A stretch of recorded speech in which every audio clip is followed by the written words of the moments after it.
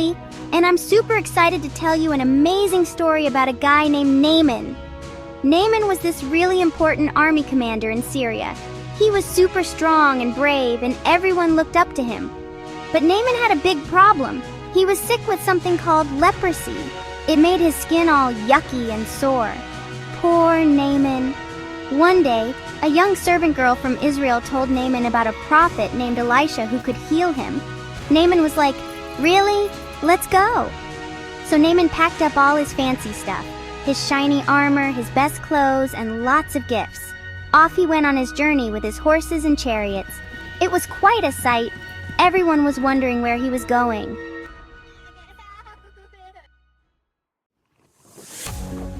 When Naaman finally arrived at Elisha's house, he thought there'd be a big welcome party.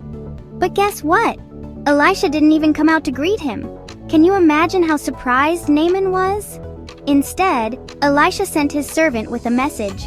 The servant said, "Go wash in the Jordan River 7 times and you'll be healed." Naaman got so mad, he was like, "Wait, that's it?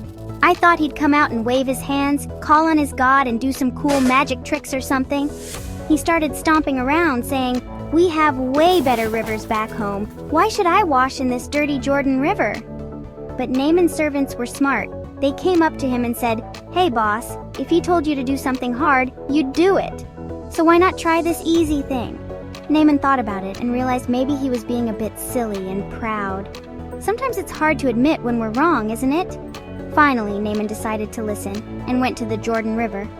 It probably looked pretty ordinary to him. He took a deep breath and dipped himself in the water.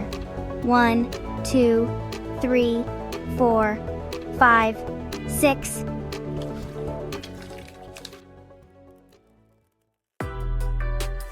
And on the 7th time, when Naaman came up out of the water, poof, his skin became perfect and healthy. It was as smooth as a baby's.